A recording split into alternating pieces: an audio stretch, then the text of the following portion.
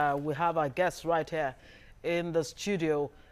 He's the presidential candidate of the Africa Action Congress, AAC, Omoyele Sowore. Good morning and thanks for joining us. Thank you. It's a delight to have you here. Thank you. Glad to have you come. Thank you. I'm interested in how old you are, and I want to confirm you're 47 years old. That's correct. That's amazing. Yes. It's amazing how people look younger than their age these days. But I want us to begin on this note, how relevant, your age is in this election. There's been a lot of talk about we need to kick these old people out. But the recent election in America had the two top contenders even older than you are. How relevant is age in governance? I think it's important to not make it an age issue, because we've had very young politicians in this country that are not responsible. And we've had old people who are also irresponsible. But it's not about the age of persons now, but the age of ideas. And our problem has been that the age of ideas has destroyed this country. And most people who have old ideas are definitely old people who have been around for almost 58 years in Nigeria now. And it is time to show them the way out of this country, to show them the way out of governance, so that this country can enjoy fresh ideas, fresh ways of life, people with character, integrity, people with capability, competence, and stamina, because Nigeria needs us. Nigeria would need us. And I hate to say this, I don't like when the media says to Nigerians that it's hard choice to make. What is hard between choosing a Sowore, 47 years old, with exposure, education, who is strong, who's got character, integrity, someone who's got experience as well, history behind him, and old people who have destroyed this country over the years, who you can tell how they run. This is Nigeria of their dream. This Nigeria that's broken with no roads, no hospitals, no water to drink. How is it hard to choose between us, those of us who are young, who have got a lot to offer, and those who have expired and who have nothing to offer? All right, let's take it to our other guest in Abuja studio. He's a presidential candidate of the Young Progressive Party, YPP, Kingsley Mogalu. Obviously, it would make sense to actually ask you that same question as to how age really should play out in how Nigerians decide who should lead them come 2019. You have, your party is named Young Progressive Party, Kingsley Mogalu. And if my figures are right, Kingsley is 55 years old. Absolutely. Younger than... older than Sowore.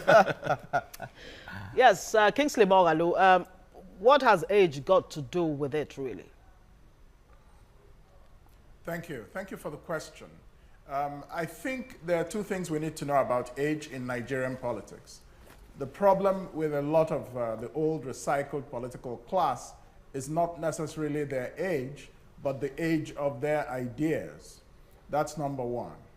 The second problem is that they have nothing much to show for their age in terms of their impact on the Nigerian condition. Nigerians are far poorer today than they were when Nigeria became independent in 1960.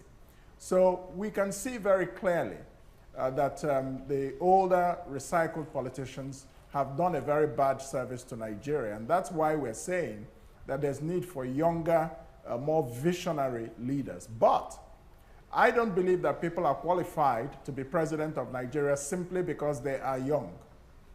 I think it's very important that people have the necessary experience, that people have the necessary character, that people have the necessary compassion for the people of Nigeria. I, for example, have worked for the United Nations for 17 years. I've been a deputy governor of the Central Bank of Nigeria. I've been a professor in one of the world's most prestigious universities. So my claim to what I am aspiring to is that I have much to offer my country. And it's not just based on my age. However, the problem we have in Nigeria as well is that every society must be regenerated in terms of its leadership, and that's not happening in Nigeria. Nigeria has been held hostage by old men and women for far too long who have nothing to show for their age. That's the real point. their performance has been a complete disaster. It's all right. We'll be back with you shortly. It's interesting, really, to note that both of you seem to be on the same page as regards the relevance of age. Yes. But then you have said severally that you would never be part of coalition. There's the coalition of united political parties. There's the presidential aspirants coming together, which initially was highly rumored that you were part of, but you came out publicly to say you had nothing to do about it. Nigerians are concerned about when we have bright ideas staggered, there are 91 parties. What makes is it wrong tougher for in them to coming decide. To decide what is wrong in coming together? I want to correct the impression that I said I don't want to be part of coalitions. In fact, when I started by talking about coalitions. But I do not want to be part of coalitions that don't have clarity, that don't understand where they are going, or don't have a central agenda to wrestle power. Because it's not everybody who is running for office today in Nigeria that is doing it for the purpose for which I'm in it for. And it includes that some of them are fronts. And when I met some of these young people, what I said to them is that before we form a coalition, let's weed out those who are serious and those who are not serious. And let us go for primaries in our respective parties, come back and have a coalition. And I was surprised that Kingsley fell for the initial plan, actually. You know, I have a lot of respect for Kingsley, but he went and joined PACT, and eventually he signed an MOU with them, and he lost. And when he discovered that he had lost to these guys because they played him, he bailed out of it. I didn't need to do that. The kind of coalition I wanted is the coalition that I have. And that is a coalition of Nigerians who are disenchanted, who are dissatisfied, who don't want to have anything to do with the past, who want to have a clean break from the past and move forward. So let me say it to you that we will still eventually come together. Okay. As a matter of fact, I am saying it that, you know, there will be a separation of men from boys and eventually of men from old men in this country. That's where we are headed. And I'm happy that we're starting to see that. So many of the presidential aspirants who started with us are no longer there because they couldn't become candidates. Now we have a narrower pool of people to pull from, to choose from, and that's where I'm at. And I'll say to you once again, and it's important for Nigerians to understand that there is nothing there to look at when you're talking about the people that converged at Obasanjo's house yesterday. Obasanjo has been such a bad human resources manager for this country, choosing the worst presidential candidates for this country. One was sick and dead for 5 months. One of them didn't even know where his PhD certificate was. And Obasanjo is always there to gang up against the progress of this country, starting from his days. Those are very strong. Those are very strong allegations, because Obasanjo would actually say that he's one of the most patriotic Nigerians. What you're saying, in other words, what you're saying is that you're not moved by that endorsement of No, I'm not moved by it, but we have to start speaking Atiku. truth to power. Obasanjo is not. You should stop lying to people that he's a patriotic person on the media. And I'm not accusing you guys of doing it, but it's time for the media to also take a stand on the side of Nigerian people. Obasanjo is not patriotic. Babangida is not patriotic. The pastors and imams that met yesterday to reimpose on Nigeria a bribe taker. You know, we'll rather stay with you. They are not patriotic people. We will definitely come back to that, because Kingsley Moghalu is there in Abuja. Kingsley Moghalu, yes, former CBN governor. You have been to one of the most prestigious institutions in the world, the Fletcher School of Law. You're a professor of practice and all of that. But do you think Nigerians are discerning enough or desperate enough to actually be able to say, look, we want a clean break from what you might describe as the past, and we want a future that has a definite direction, a future that can actually take us to the promised land? And people will say, yes, Kingsley Moghalu, but we don't even know his party, YPP. What can you really do right now to sell not just your idea? Of course, Sowore is here to do that, to actually convince Nigerians that you are the man for the job. Well, thank you very much, Ngozi. There are three things that Nigeria needs today. Nigeria needs a leader who can, you know, heal Nigeria and build a nation. Nigeria is not a nation, it's a country. Nigeria needs a leader who can wage a successful and decisive war against poverty. And Nigeria needs a leader who can restore Nigeria's standing in the world. Yes, Nigerians know what they need, but right now, Nigerians want to hear clearly the how. Yeah. We know what the problems are, but how, that's what I'm saying. The how is what Nigerians are interested in now. Yes. Ngozi, I will contest your statement that Nigerians know what they need. If Nigerians knew what they needed, they would not be entertaining the antics and the deceit of the APC and the PDP. So I would argue with you that your statement is not correct. Nigerians are not very sure what they need. Many people know that the political class has failed, but do not have the courage to move forward. So what I am doing is this: selling my message of hope, my new vision for Nigeria, my vision for economic transformation, my vision for nation building, and my vision for a diplomatic resurgence of the Nigerian state. So I am telling Nigerians, look, here is how we can move away from poverty. Here is how we can create jobs. Very concrete ideas. I propose to establish skills training centers in each of the 774 local government areas of Nigeria. I propose, as president of Nigeria, to set up a 1 trillion naira venture capital fund that will invest in new businesses to be started by millions of unemployed young men and women. This is how this country will grow economically. I propose that innovation will be the centerpiece of Nigeria's economy. So I have very clear plans and very clear ideas. It's all right. Back to our Lagos studio very quickly. Omoyele Sowore, let's get a bit close and personal. Yes. Human rights activist, pro-democracy campaigner, founder of Sahara Reporters. Many even said that, you know, that online platform played a critical role in shaping opinions in 2015, and even, if I can be a bit bolder, helped the incumbent win the election. Divided opinions as regards that. But what really are you bringing to the table? We've heard the story of how at 12 years old you learned how to ride a bicycle, to fish for the family. How have these things shaped you to become, you know, perhaps a president? Yes. So I have, of all the candidates, I have the longest history of engaging with the Nigerian people, doing what is right when it's difficult to do it. I started at the University of Lagos in 1989, fighting along others like Gani Faweme, Wole Soyinka in this country, Femi Falana, to restore democracy tonight. So the democracy we are enjoying today in Nigeria was as a result of sweat and pain and blood of people like me, not me alone. And that was when I was 21 years old. I was behind Abiola fighting to de-annul the June 12th election. After the annulment went through successfully with the military, we eventually kicked them out in 1999.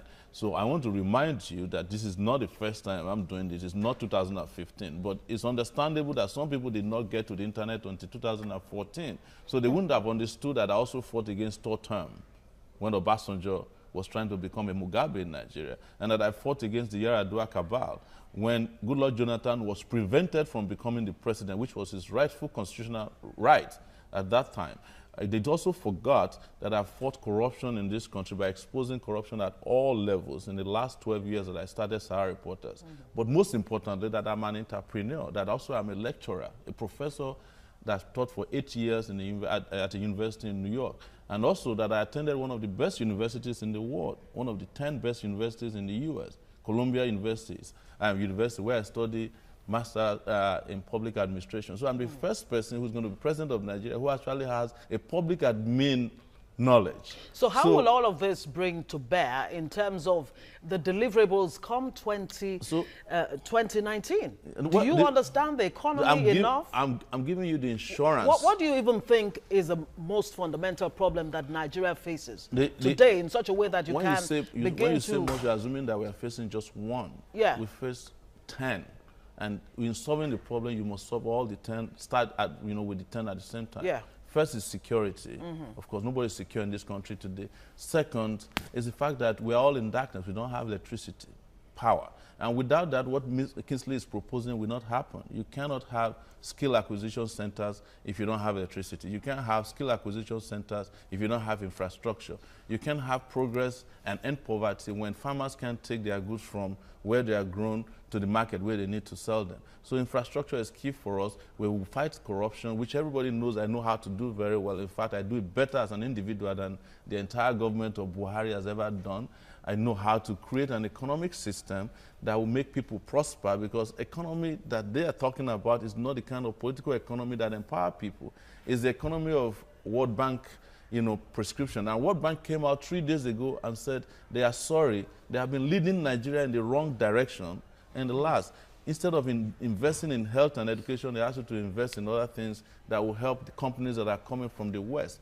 But I have done it so far. We were the first in this country when we were in our 20s fighting against the World Bank. You have heard about the anti-SAP protests in the early 90s. Yes. We were saying that education was more important and health was more important because without health, you can't have prosperity, you can't have production, and you can't grow the economy. The World Bank just accepted that, but we are not going to get the Nobel Prize for it. And what I'm telling you, to remind you again, is that you ask, and I'll answer very quickly. What do I know better than all these people? What do I have to bring to the table? What I gave you in terms of my background is the insurance that whatever I'm promising you in our manifesto, which we call Spicer Hit, will be delivered without any inhibition. Because there's courage and there's integrity and pedigree to do it. Kingsley, we're talking issues now. You are a political economist, a lawyer. You mentioned earlier that you were with the United Nations, a professor in international business and public policy.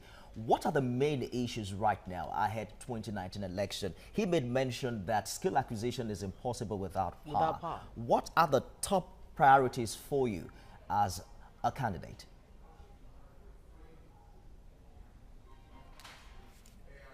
Electric power in Nigeria is a top priority for me. And here's my plan for power, because I prefer to go into specifics. I have a plan, and for the power sector, the first thing we need to do is to decentralize the national grid. The second thing that we will do is to move the production of hydroelectric power from Kainji Dam and gas-powered electricity to shift it to industrial centers in this country as a priority. Places like Lagos and Ogun State, places like Kanu, places like Aba, places like Onitsha and Nnewi. These places will get 24-hour electricity supply. And the implication of that is that the prices of all things produced will crash very significantly. 40% of the prices of goods produced in Nigeria is electricity generation cost. So if we bring it down, we reduce prices, and that will affect the poor people of Nigeria very positively. Then my government is going to establish a new market for renewable energy, solar energy, wind energy. So this is how we are going to be going for homes and just normal offices. But for industrial production, we will move hydroelectric electricity to those places. So this is my vision for the power sector. We are going renewable energy under my administration as president. But you will need people with the right skill sets to actually drive the power sector, will you not? I wonder what you will do with education. Education right now, there are about 13 million out of school children in Nigeria presently, and our budget is nowhere near the recommended 26% of of the national budget. It's a budgetary allocation. It's about 6% or less now. How are you going to ensure that? I have. Go ahead. I have a plan. Thank you. I have a plan for the education sector. Now, the first thing is that under my government as president of Nigeria, we will move the budget for education to a minimum of 20%, growing it progressively up to 30%, from the 7% where it is today. The budget for healthcare will move from 3% to 15% at a minimum. Now, how will we invest this new budget for education? We will invest it in 4 things. The first is teacher training. We are going to retrain and recertify teachers throughout Nigeria so that they can teach our children to be fit for the 21st century marketplace. Secondly, we are going to reform the curriculum, shifting it more towards innovation, science, technology, and entrepreneurship. Everybody graduating from a secondary school or a university in Nigeria should be able to know how to run a business. The third is that we are going to change how young people learn. Today in Nigeria, our children just cram their books, notebooks, and regurgitate it in exams. That's all right. That does not encourage original thinking. So we're going to change. As a professor in the United States, my 100% is divided as follows: 60% for your original research paper, 20% for your ability to discuss in class, and lead discussions, and 20% for your physical presence. It's all right. And then the fourth reform is that we're going to focus on educational infrastructure. Every child in Nigeria under my presidency will have, at a minimum, a laptop in secondary schools and in universities. We'll be back with you, Kingsley. Because of time, let me come to Sowore very quickly. We appear to have two professors here. There's the issue of diversifying the economy from an oil-based one. In the early days of independence, we were so rich in agriculture. What are your thoughts in this line? What are the actionable plans you have for Nigeria? You know, you must have heard about the controversy that started with my proposal to export cannabis. And a few days after that, Coca-Cola signed a $4 billion deal with Aurora, a company that is researching and growing cannabis. And South Africa legalized cannabis.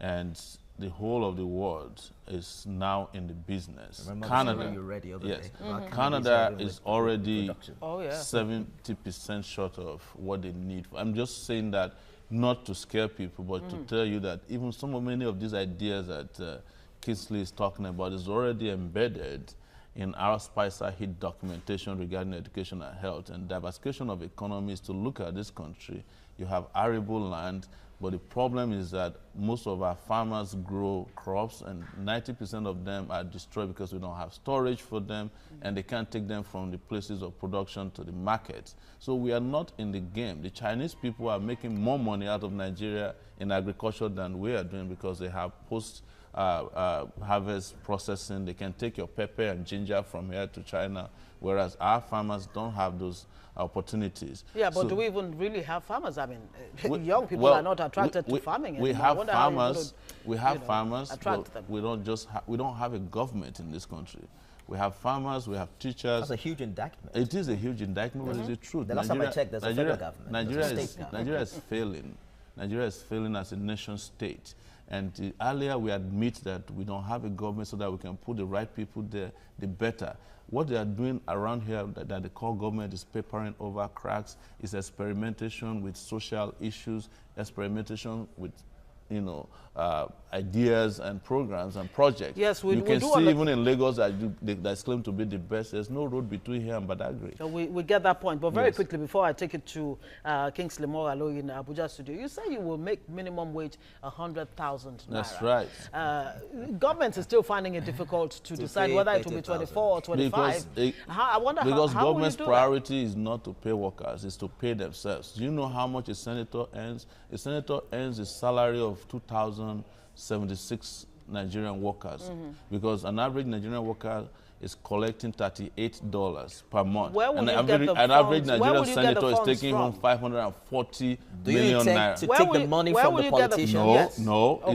We will definitely not be paying them illegal wages because a senator is not entitled to 13.7 million naira as, you know, as allowance. But the truth is that you have enough in this country to serve everybody. I hope you know that you will need the backing of the National Assembly. We will need the backing of the National Assembly, but we most importantly need the backing of the Nigerian people to do any project, because the National Assembly does not or will not own Nigeria or Nigerians. Nigerians own the National Assembly, and that is the reason why it is important that we start paying attention to our workers. There's nobody in the world that can live on 18,000 naira wage per month. Nobody. But we are doing that disservice to ourselves, and we are defending it, you know, by claiming that where will you get the money from? The question is that there is money, there's enough money in this country. Let me give you one example.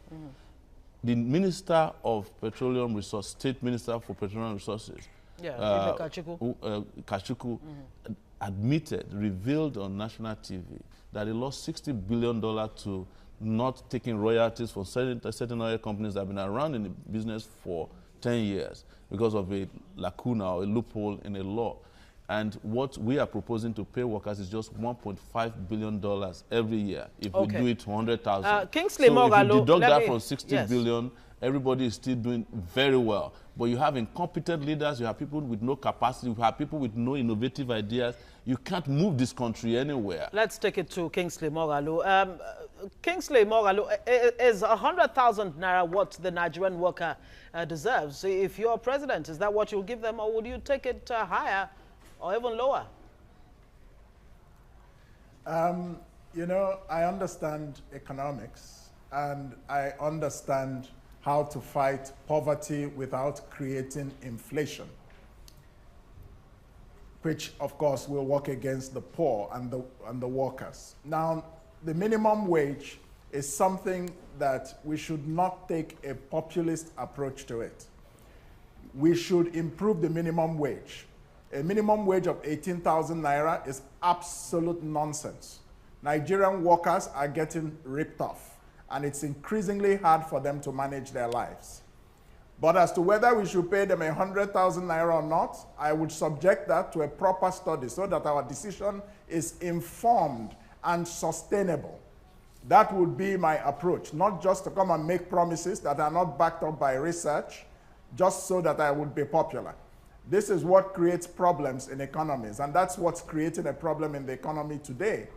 The government of President Muhammadu Buhari set up a 500 billion naira social intervention fund that is just recycling poverty. I don't see anybody getting their 5,000 naira a month. I don't see what productivity is being generated from that fund. That's why I'm going to turn it into the 500 billion naira contribution to the 1 trillion naira venture capital fund, and the private sector will bring the remaining 500 billion. So the way we think about economics is to create wealth, not to recycle poverty.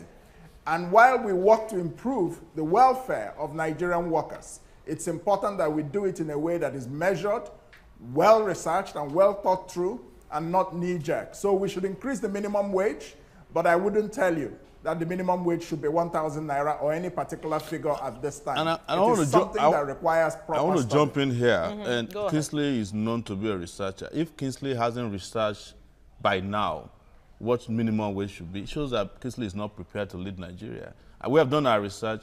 It's out there on the internet. You can find how we intend to pay for it. Absolute nonsense. I like Kingsley, but I'm surprised that Kingsley is not, at this time, understanding what he needs to pay workers. After having admitted that 18,000 naira is rubbish, You can make then he populist goes on to promises. say that That's he, fine. he, That's he you. already Speak knows for what he yourself, wants to Sowore. invest in the capital market. He knows what he wants to give to entrepreneurs. It's all right, He doesn't gentlemen. know what Have he you- wants to pay workers.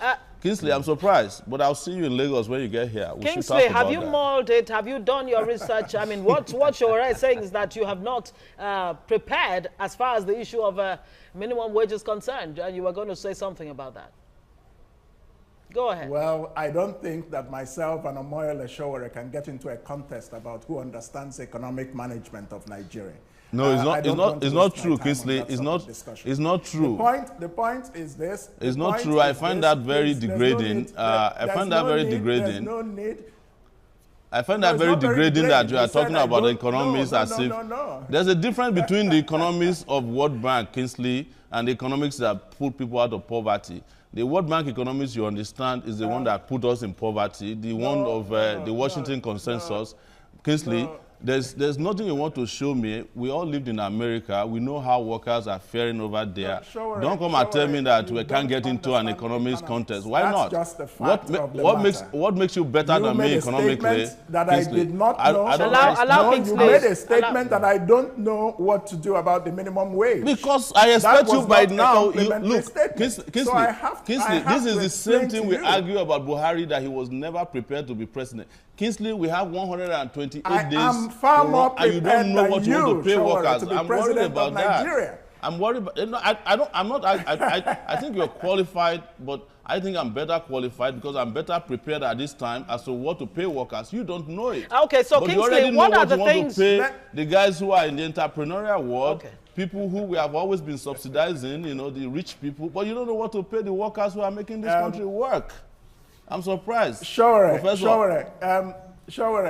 Sowore, please let me say very clearly that cheap popularity will not help the Nigerian economy. It's not cheap popularity, but So that's what you're doing. You're being populist. An unprepared You candidate, are being populist. An unprepared candidate You who don't doesn't know what understand in terms of economics. pay workers. Okay, You're making gentlemen, so that you can Paying be them popular. nonsense wage. Gentlemen.